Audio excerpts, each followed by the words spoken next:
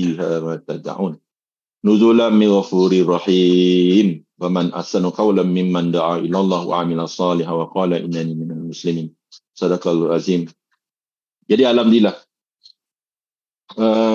saya punya guru ada sampaikan, dia kata pineal gland ni sangat-sangat penting untuk jaga. Apa bos? Pineal gland. Pineal gland ni bergerak pada kelajuan 360 nanometer.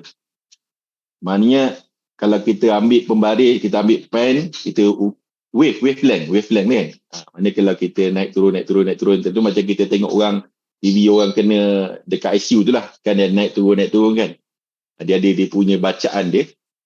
So bacaan untuk pineal gland, orang yang dalam hati dia takut dengan Allah, dalam hati dia rindu dengan Allah, dalam hati dia mensyukuri atas nikmat Allah, dalam hati dia apapun yang datang pada diri dia, walaupun ujian yang sangat berat, dia redha, dia yakin bahawa itu semua datang daripada Allah. Maka 360 nanometer, dia punya kelajuan wavelength dia.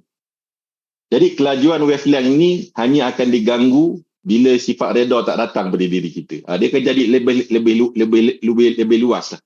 Lebih luas. Sebab tu pakar-pakar sains mengatakan bahawa gelombang tenaga yang kontrol perut kita ni adalah gelombang lemah. Dia gelombang lemah lah. Kalau seandainya anak kita demam nanti dia meracau dan sebagainya kan. Sebenarnya dia tidak ada dalam wave itu. Dia wave dia dah jadi rendah. Frekuensi dia rendah lah. Frekuensi rendah ni frekuensi jin, syaitan, iblis, itu sebut frekuensi rendah. Ayat Al-Quran ni dia nur.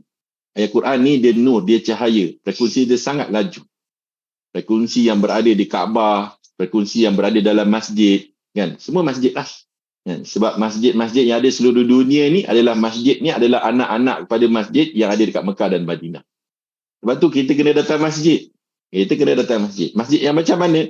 Masjid yang di dalamnya hidup dengan amal 24 jam. Barulah dia akan create gelombang ni. Kalau seandainya masjid tu kosong, maka kita datang pun kita pun tak dapat. Kita dapatlah pahala. Tapi masjid dia tidak dapat jadi sebagaimana masjid. Macam mana masjid. Lepas tu kita nak kena fikir bagaimana masjid yang kita ada hari ni di kampung kita ni seperti Masjid Nabawi di zaman Nabi Muhammad sallallahu alaihi wasallam.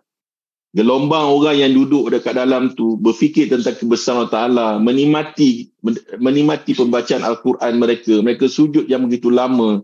Jadi ni yang akan menghasilkan wave ataupun gelombang yang tinggi. Dan gelombang yang tinggi ni dia akan menyebabkan orang yang duduk dalam kesekitaran masjid tu dia akan dapat kesan dia.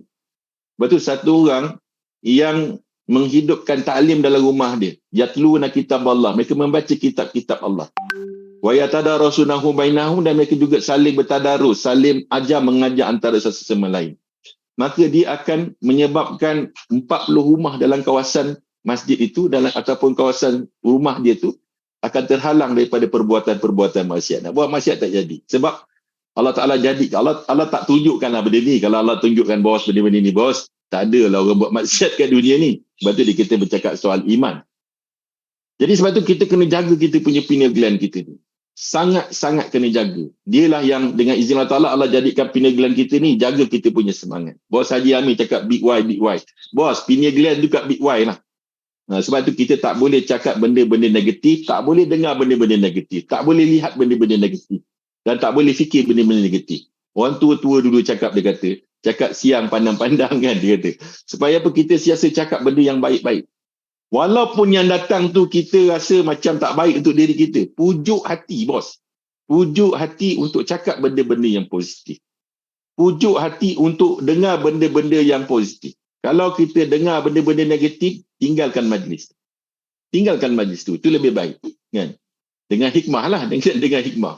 Kemudian fikir yang baik-baik bos. Fikir yang baik, fikir yang terbaik adalah memikirkan bagaimana Allah Ta'ala menciptakan alam ni. Itulah fikiran yang sangat-sangat terbaik. Bagaimana Allah Ta'ala ciptakan awan. Kan? Kalau macam mana Allah Ta'ala ciptakan langit. Macam mana Allah Ta'ala ciptakan pokok. Semua ni bos, dia boleh memberi satu semangat motivasi pada diri kita sendiri. Malam dalam kelas fokus saya bagi tahu dengan tim Kak Fi. Belajarlah daripada telur ayam. Kalau telur ayam tu dipecahkan daripada dalam, maka akan menetaslah satu ekor anak ayam yang akan menghasilkan beberapa berpuluh-puluh, beratus-ratus, beribu-ribu generasi anak ayam yang lain. Tetapi kalau seandainya telur ayam tu dipecahkan daripada luar, dia jadilah telur mati sapi. Telur mati sapi dia tak bolehlah melahirkan generasi ayam yang berikutnya. Kan? Jadi apa yang nak saya sampaikan sebenarnya, yang nak jaga pineal gland kita ni, yang nak cakap benda baik atau nak dengar benda baik ni, dia bukan bermula daripada orang. Tidak pernah berlaku mana-mana kejayaan dalam dunia ni, bos. Kejayaan tu bermula daripada luar. Tak pernah, bos. Kan? Kalau kita nak tanam satu pokok musang king yang terbaik pun, dia pasti akan bermula daripada biji benih yang terbaik. Bukan sebab tanah terbaik. Itu semua faktor, bos. Itu semua faktor penting. Tanah yang terbaik, air yang terbaik, pupuk atau baju yang terbaik, itu semua penting. Tapi yang jauh lebih penting adalah benih. Jadi kita ni, bos, adalah benih yang telah dipilih oleh Allah Ta'ala daripada berjuta-juta sperm yang dikeluarkan. Ni cerita-cerita yang kita dengarlah daripada pakar-pakar motivasi, ahli sains, doktor pun dia cakap kan. Daripada berjuta-juta sperm ni, kitalah yang dilahirkan oleh Allah Ta'ala. Allah pilih kita, bos. Untuk jadi apa, bos? Untuk jadi khalifah. Bukan sebarang-sebarang, bos. Untuk jadi khalifah sebagai umat baginda Nabi Muhammad sallallahu alaihi wasallam, yang dalam dirinya, dalam hatinya, dalam pemikirannya, pada dirinya, akhlak dia merupakan, dia ada sambung tu kan, merupakan apa, bos? Dia akan menyumbang kepada umat ini sebagai pengikut baginda Nabi Muhammad sallallahu alaihi wasallam. Tanggungjawab bukan sekadar tanggungjawab untuk diri dia sendiri, tetapi tanggungjawab dia ada pada diri umat, iaitu satu sunnah yang telah ditinggalkan oleh umat hari ini. Sunnah makan kita buat, sunnah siwak kita buat, kan, sunnah pergi masjid kita buat, sunnah solat kita buat, sunnah puasa kita buat, seperti mana Nabi Muhammad sallallahu alaihi wasallam. Tapi satu sunnah yang kita tinggalkan adalah sunnah fikirnya baginda Nabi Muhammad sallallahu alaihi wasallam. Apa fikir Nabi Muhammad sallallahu alaihi wasallam, tuan-tuan? Bagaimana manusia dapat agama? Bagaimana apa? Bagaimana manusia dapat agama? Bagaimana manusia dapat kalimah la ilaha illallah, supaya manusia itu dapat terselamat daripada bakaran api neraka. Jadi sebab itulah, bos, apa yang saya nak sampaikan pagi ini, iaitu big why ataupun niat. Macam Ustaz sebut tadi kan, niat, membetulkan niat ini adalah sebahagian daripada ibadat. Dia ibadat, bos. Dia bukan sengaja buat. Jadi kalau seandainya dalam mana-mana ibadat kita membutuhkan niat atau memerlukan niat, maka bos, dalam bisnes pun kita ada satu niat. Kita ada, kalau dalam bahasa orang putih dia kata dream lah. Kita kena ada dream. Apa benda dream kan? Dalam Islam ada benda tu, niat. Jadi kalau seandainya dalam kehidupan kita ni tidak ada niat untuk kita memperbaiki iman dan amal kita, tidak ada niat untuk kita memperbaiki keadaan ekonomi kita ni, berhutang bertahun-tahun. Dah kira dah kalau seandainya saya kerja untuk 10-an tahun sekalipun, hutang ni tak boleh selesai. Tetapi kita masih lagi melalui jalan-jalan yang sama dengan harapan nanti kita akan melihat pemandangan-pemandangan yang berbeza. Tak berlaku macam tu, bos. Nak melalui jalan-jalan, kalau kita masih melalui jalan-jalan yang sama, kita akan melihat pemandangan yang sama. Itu je cerita je. Jadi bagaimana untuk kita menukar semua sekali ni, bos? Kita kena keluar daripada jalan itu. Kita kena cari jalan yang lain. Jalan dah tunjuk dah. Allah dah tunjuk, Nabi dah tunjuk. Allah Ta'ala kata, kul hazihi sabili. Inilah jalanku. Inilah jalanku. Ada jalan lain tak? Tak ada jalan lain, bos. Siapa yang belajar Nahwu Sharaf, dia tahulah perkataan sabili ini apa. Ini kita ada kawan-kawan kita kat sini kan yang belajar Nahwu, ulama-ulama di sini. Mereka lah lebih layak untuk menterjemah perkataan sabili. Bos, kalau kita belajar Nahwu Sharaf, sabili ni the one and only. Kul hazihi sabili. Katakanlah, inilah jalanku. Apa jalan dia, bos? Ad'u ilallah. Jalan dia apa? Ad'u ilallah. Ajak manusia dekat dengan Allah. Ajak manusia kenal dengan Allah. Ajak manusia, macam mana nak kenal Allah tu, bos? Kalau tak mengajak manusia kepada Al-Quran. Macam mana nak kenal Allah, bos? Kalau seandainya baca Al-Quran tak faham.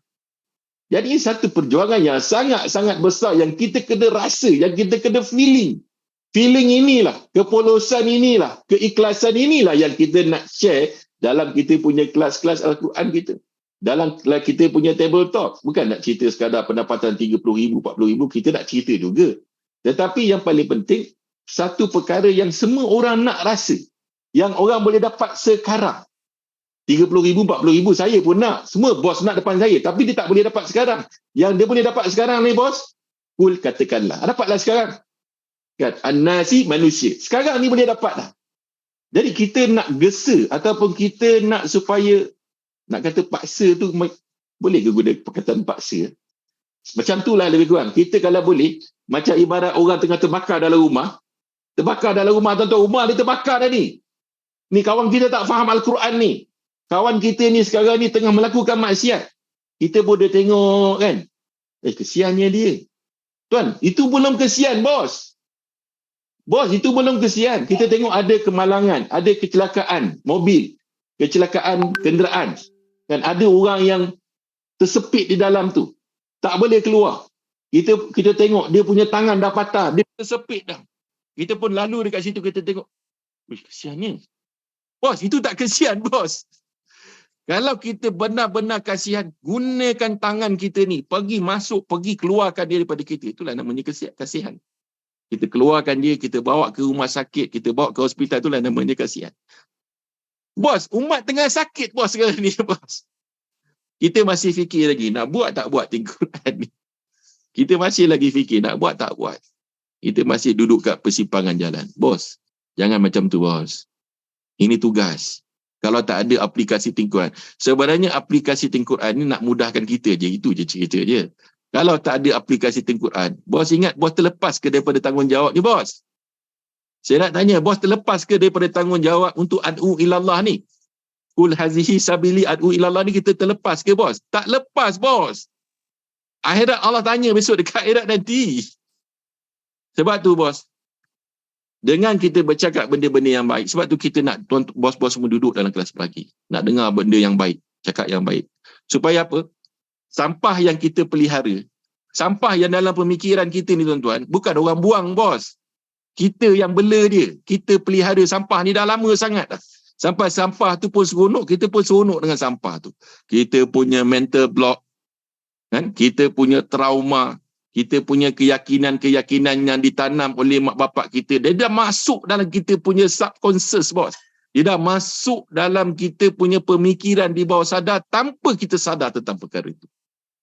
Dia dah rehat-rehat kat di luar akibat kita bagi dia makan. Dan kita bagi dia makan dengan alasan, tak boleh buat lah. Dia orang lah boleh buat. Jadi kita punya sampah dia makin besar. Sampah tu makin membesar. Kita yang bagi makan. Kita yang pelihara dia. Kita yang bela dia. Kita yang didik dia. Kita yang bagi dia makan. Kita bagi dia gemuk dalam kita punya pemikiran. Lepas tu kita pun fikir, kenapa aku hutang banyak Kenapa aku ni susah sangat nak buat bisnes Kenapa kita duk tanya tadi kenapa? Keputusan tu lah kita buat. Sebab tu bos, hari ni buatlah satu keputusan. Bergeraklah ke hulu, ke hilir, ke utara, ke selatan, tapi keputusan tak buat, kita tidak akan dapat apa-apa pun. Keputusan kena buat bos. Bermula daripada hari ni, saya ajar malam tadi dalam kelas pagi apa, angkat tangan kanan kau kita tepuk bahu kiri ni. Kuat-kuat sikit lah. Cakap dengan diri sendiri dekat depan cermin. Amin, bangun, bangkit. Kau tidur sekarang. Anak kau nak sekolah. Dan sampai bila kau nak pinjam duit dengan orang? Anak kau nak sekolah. Sampai bila kau nak fikir, nak pening kepala? Kan? Nak pinjam bank, nak pinjam itu, nak pinjam ni. Anak nak masuk universiti bos. Hari ni anak nak masuk universiti bukan macam tahun 80-an. Hari ni anak nak belajar, jangan kata masuk universiti. Anak masuk madrasah je bos, RM100 tak cukup bos. Anak tak mampu, kita hantar anak kita masuk madrasah lah. Sampai madrasah, hari ni madrasah mana ada yang RM200.5 sebulan bos. Hari ni madrasah RM350 bos, kita minta yuran daripada mak bapak kita kat madrasah pakai hidung ni bos. Gaji ustaz nak kena fikir. RM300.5 tu bos. RM350 sebulan untuk anak-anak kita jadi hafiz. Untuk anak-anak kita belajar duduk di madrasah.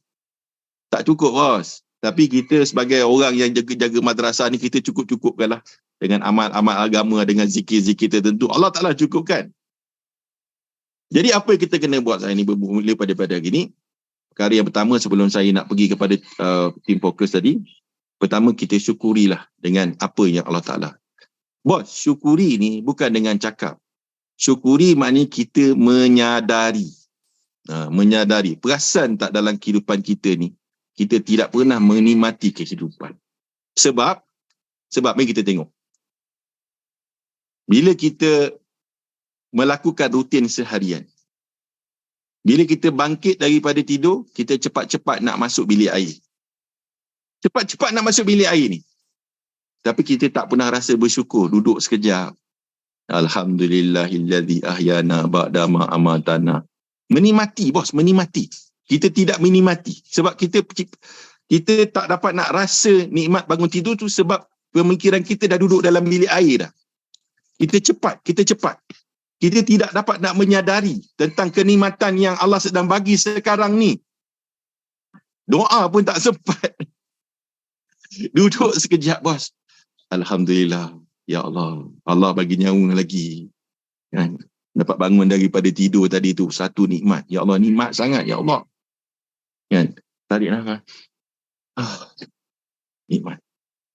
Allah tak kena bayar bil. Allah tak bagi, tak bandingkan bayaran. Kalau Allah bagi bayaran kat, Masya Allah. Rasa bersyukur dengan Allah. Ya Allah, aku tidur tadi, ya Allah. Mata tidur, otak tidur, telinga tidur, mulut tidur. Semua tidur, bos. Kalaulah Allah Ta'ala hantar kala jengking, Allah Ta'ala hantar lipas. Bahasa Indonesia itu lipas apa? Lipas apa bahasa Indonesia? Bahasa apa bahasa Indonesia? Lipas kan? Kecoa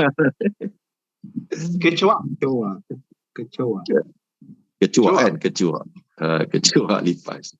Boleh tak masa kita tidur Allah Ta'ala masukkan lipas dalam telinga kita ni? Boleh tak? Masa tengah tidur Allah masukkan lipas, Allah Ta'ala masukkan semut, kan, hidung terbuka. Bos, rasai nikmat itu, bos. Rasai kehidupan itu. Jangan cepat-cepat fikir pergi bilik air. Rasakan. Inilah kita kata ramai orang hidup stres sebab dia tidak pernah menikmati. Kenapa dia tidak pernah menikmati? Dia tidak pernah sadar dengan nikmat-nikmat ini. Dia tak pernah sadar, bos, dengan nikmat-nikmat ni. Dapat bangun daripada tidur tadi. Kemudian kita pun ambil nafas. Rasa bersyukur dengan Allah Ta'ala. Sebab tu kena bangkit, kena bangun daripada tidur. Jangan lambat-lambat, kan. Bangun 1 jam sebelum subuh, kan. 1 jam sebelum subuh dah bangkit. Bos, siapa yang nak jadi jutawan, nak jadi millionaire, bos? Kalau subuh, dah azan subuh, masih belum bangun tidur, kau lupakanlah niat kau orang dah jadi jutawan. Kalau kau jadi jutawan, nanti jadi jutawan yang menyesatkan. Boleh ke boleh, insyaAllah. Azam, kan? 1 jam sebelum subuh. Ada yang bangun pukul 2 pagi, 3 pagi tu sangat-sangat terbaik lah. Alright? Ini nak cerita tentang syukur, ya, nak cerita tentang kenapa kita tak boleh nak capai apa yang kita dapat. Sebab kita tidak mensyukur. La in syakartum la azidanakum. Bos, buat benda ni, bos.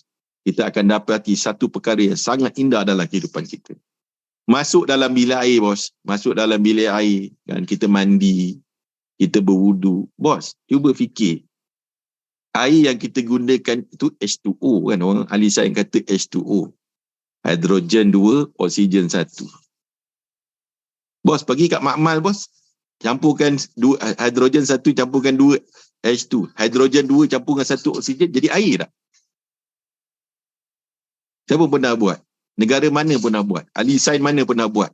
Dia masuk, dia mengeluarkan air dengan begitu jumlah yang banyak sebab dia ada satu makmal yang boleh mencantumkan 2 hidrogen bercampur 1 oksigen dan keluar air dekat pipa atau keluar air dekat kita punya dam ataupun keluarkan air dekat kita punya sungai.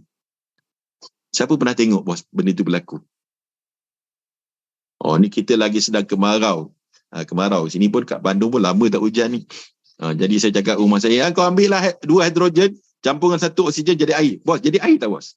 Bos, si nak begitu tak jadi air, bos. Tak jadi. Kalau boleh jadi air, negara kaya seperti Arab Saudi ke Dubai dan sebagainya, bos, tak payahlah suling air laut untuk jadikan air. Tak payahlah Singapura gunakan air yang keluar daripada tandas untuk dituras, untuk disaring balik untuk menjadi air sebagai air minuman.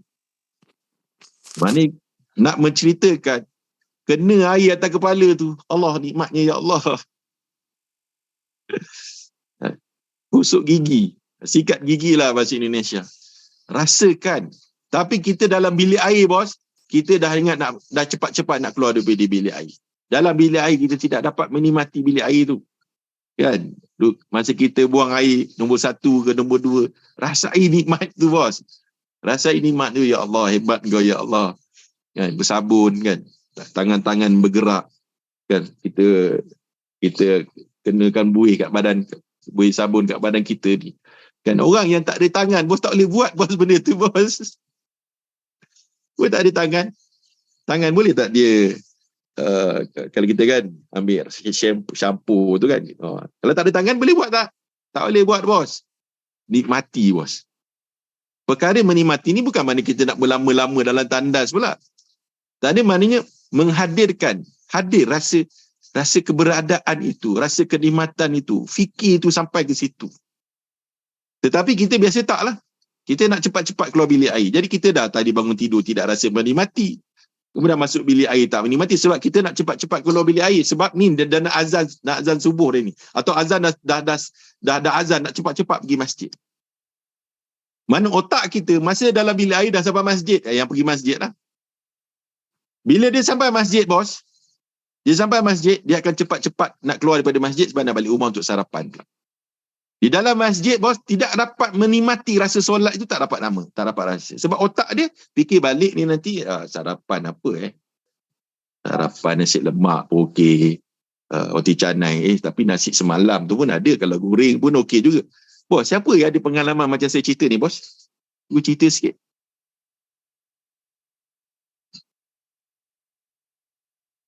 Siapa yang ada pengalaman yang saya cerita ni? Saya rasa saya macam tu lah. Betul bang, betul. Pernah macam tu bos. Ya. Kita tidak menikmati. Kita tidak hadir. Kita tidak hadir di situ. Di dalam tandas dah hadir kat masjid. Masa kat masjid tak hadir kat masjid. Bos, angkat tangan, baca Allahu Akbar. Hadirkan dalam hati. Hebat kau Allah. Daripada aku tidur tadi, kau boleh datangkan aku pergi masjid. Kan? Ini semua kudrat Allah bos. Lepas tu dia panggil hayya ala solat. Tu dia jawab, la haula wala. Tidak ada daya upaya lah aku ni ya Allah. Dan Allah SWT izinkan lidah-lidah kita ni, antara lidah kita ni kan, antara gigi ni ada lidah. Lidah ni dia boleh keluarkan, mulut kita lah boleh keluarkan suara Allahu Akbar. Bos, ada 7 bilion manusia kat seluruh dunia ni. Berapa orang yang boleh sebut nama Allah? Ada 2 bilion dia. Sebut nama Allah. Allahu Akbar. Dalam hati ni rasa hebatnya Allah. Allahu Akbar kabira. Kan? Terus sampai habis. Wa ma hiya ya wa ma mati lillahi rabbil alamin. Rasakanlah nikmatnya itu. Kenapa kita tak nak rasakan? Nikmat yang besar tu kita kepala otak dah fikir nak goreng nasi. Solat tu tak dapat kita nikmati. Tak sempat bos. Setan punya kerja. Iblis punya kerja. Nafsu dan diri kita. Itu yang kadang-kadang solat. Dah habis. Berapa rakaat ni? Alhamdulillahi Rabbil Alamin. Segala puji. Imam baca kan? Sebab tu kalau dalam mazhab kita kata kalau imam baca, kita kena dengar. Bukan suruh berangan. Segala puji bagi Allah Tuhan sekalian alam. Maliki yaumiddin. Iyyaka na'budu, akan kau lah aku sembah, akan kau lah aku minta pertolongan. Rasakan. Ni kita dah buat tingkuran ni kan, kita rasakan bos. Nanti kita akan dapat rasa solat itu ada satu kecanduan. Nikmat sangat solat ni. Kan? Subhana rabbiyal azimi wa bihamdi. Sami Allahu liman hamidah. Tomat ninah. Apa maksud tomat ninah bos? Tomat ninah tu Allah nak suruh kita rasakan. Hadirkan. Lepas tu dia berhenti sekejap. Rasakan. Oh Masya Allah. Alhamdulillah. Allah Akbar sujud. Subhana rabbiyal a'la wa bihamdi. Tomat ninah tu. Tomat ninah. Berhenti sekejap. Tak sempat. Subhanallah. Tak sempat bos. Habis solat tak sempat nak subhanallah. Rasakan masa sebut subhanallah, subhanallah. Sebelah. Ada siapa punya suara Boleh remove tak Farah? Bantu saya untuk remove dia.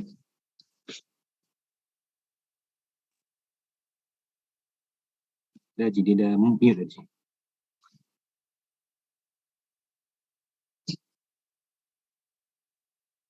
Apa saya cakap betul tak, bos?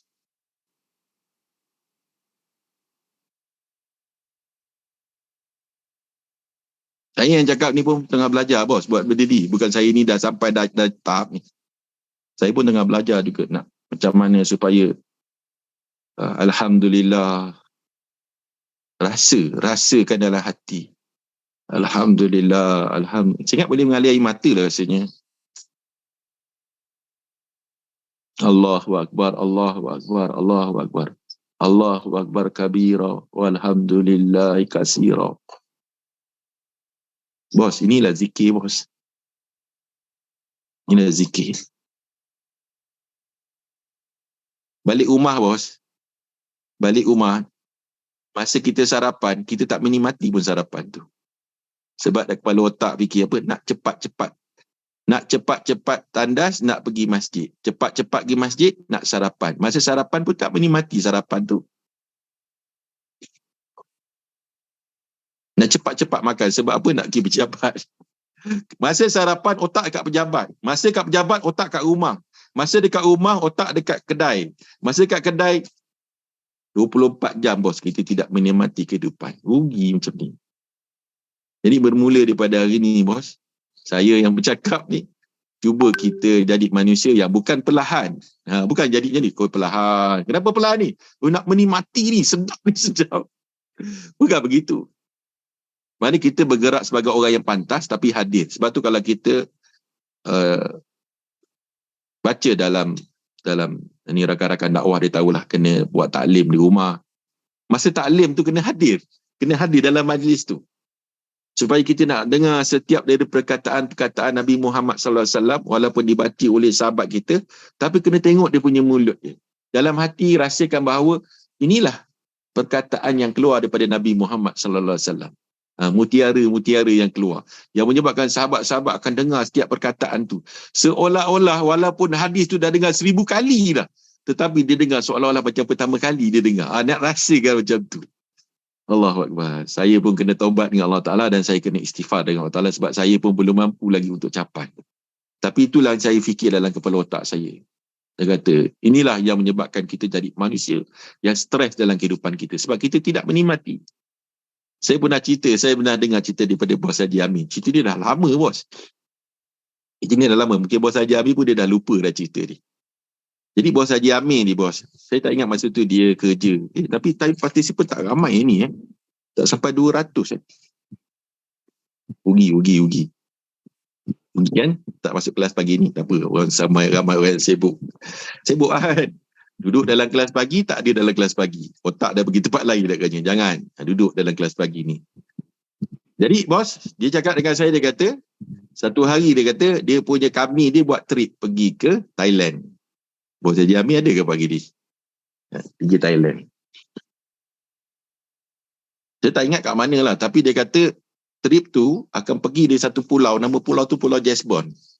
Pulau Jesbon. Kenapa Pulau Jesbon? Sebab Jesbon pun nak buat penggambaran dekat pulau tu.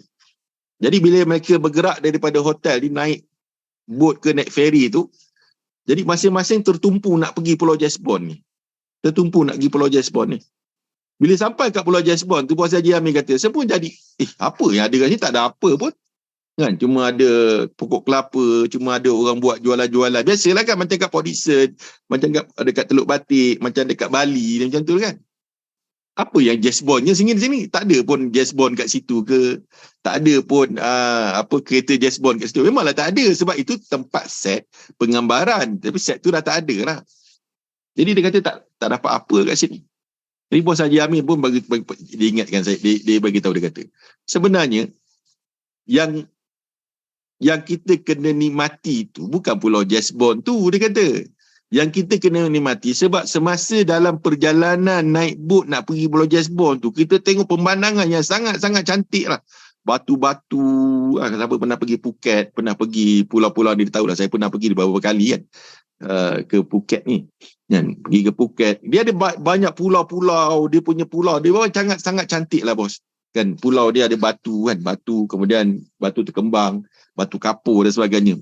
Jadi maknanya sesiapa yang meletakkan tujuan ujung dia tu sebagai destinasi, dia akan kecewa. Tujuan ujung dia apa? Dia punya big why dia. Dapat duit pendapatan 10 bilion, itulah kejayaan. Bukan bos. Kalau bos buat macam tu, kita akan rasa kecewa. Sebenarnya kejayaan tu sekarang lah. Kita kena dah mula rasa. Kena reject dengan orang. It's a process. Proses tu perlu kita nikmati bos. Orang reject kita kan. Tetapi tadi kan dia dah belajar dengan kita satu kuliah Yul Kafirun. Dia dah belajar dengan kita satu kul. Dia reject kita. Awak ni jual ayat Quran. Alhamdulillah. Aku datang jumpa engkau tahu wah tadi dan kan kita kata. Kau tak nak buat bisnes tak apa, aku dah untung dah gini. Nampak tak? Jadi bila kita melalui jalan-jalan ni dengan kita menikmati tadi dah, berus gigi, rasa nikmat pegang berus gigi tu bos. Rasa tangan-tangan ni pegang yang ada gigi. Kalau tak ada gigi macam mana bos? Kalau gigi tak ada, Allah bagi gigi, nikmati bos. Terlalu banyak perkara yang perlu kita nikmati berbanding dengan sedikit ujian Allah Ta'ala bagi pada diri kita. Ujian dia tak nak bisnes kita, so what? Kita ada satu big dream, kita ada satu matlamat yang sungguh besar. Kita nak selesaikan hutang kita, anak kita sekolah, kita tak ada duit. Kita ada dream untuk menyelesaikan masalah-masalah ni. Tetapi sayangnya bos, dream ni, impian ni dicuri oleh orang yang tak nak buat bisnes kita tadi ni. Aku tak naklah buat bisnes kau. Terus kita punya dream kita, niat kita, kita punya big why kita hancur lebur. Bos, saya nak tanya, orang yang menghancurkan dream kita ni, orang yang tidak bersetuju dengan pandangan kita ni, bila kita susah, dia tolong kita ke bos?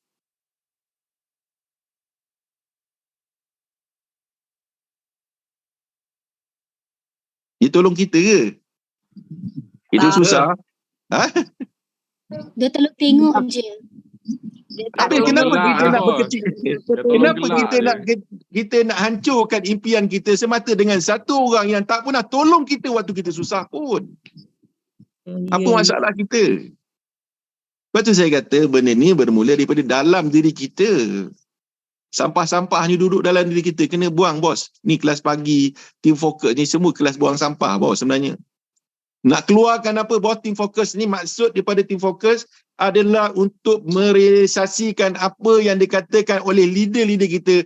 Bos Bob kata, dia kata apa, keberanian dan kesungguhan itu adalah mata wang kepada apa? Kejayaan. Saya kat rumah saya fikir bos, memanglah ini satu perkataan dia, tapi macam mana nak amalkan? Macam mana nak bentuk dia jadi satu aktiviti yang benda tu boleh diperjelaskan supaya benda tu boleh diduplikasi. Itu kerja saya. Itu otak saya fikir. Saya bukan dengar je. Jadilah orang yang beriman dan beramal, beriman dan beramal, beriman dan beramal. Bos, macam mana nak lahirkan iman ni bos? Bertakwalah kamu, bertakwalah kamu. Memanglah kita nak takwa, tapi macam mana nak jadi orang takwa? Itu yang Nabi ajar. Macam mana nak jadi orang yang siasat iman dia kuat? Qala Rasulullah SAW, aksiru min qawli la ilaha illallah. Nabi tunjukkan dengan jelas. Jadi kalau kamu nak jadi orang yang siasat memperbarui iman kamu, kan perbanyakkan cakap tentang kebesaran Allah, settle. Tapi kita tak cakap. Susah nak cakap tentang benda tu. Sebab tu iman kita slow, iman kita lemah. Sebab ubat tak makan. Nabi dah bagi ubat.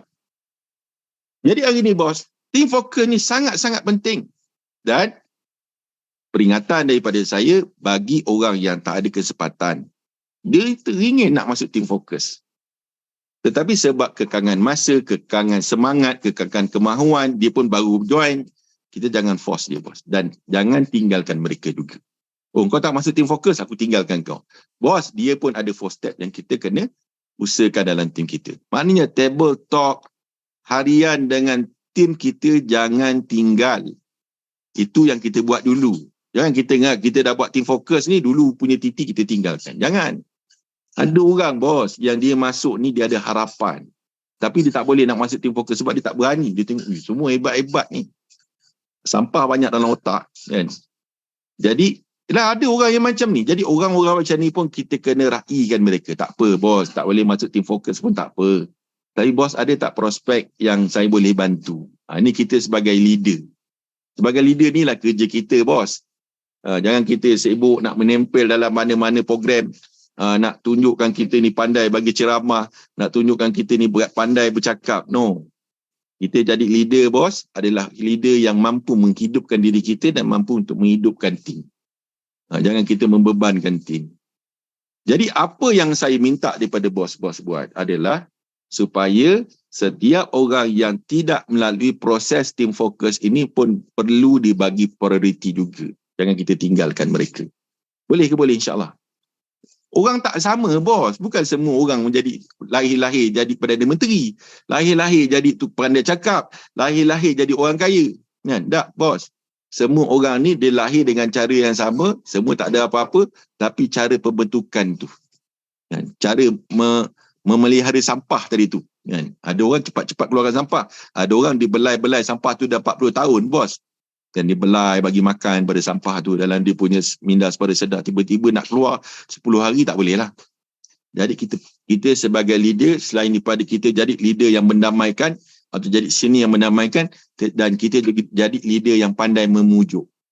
Mendamaikan satu, memujuk ni satu. Pujuklah orang yang tengah merajuk. Ada banyak merajuk, bos. Kan, dia punya impian dia besar. Kan? Kena belasah sikit terus merajuk. Nak buat macam mana? Jadi kita kena pujuk dia. Jangan kita kata lantak engkau lah.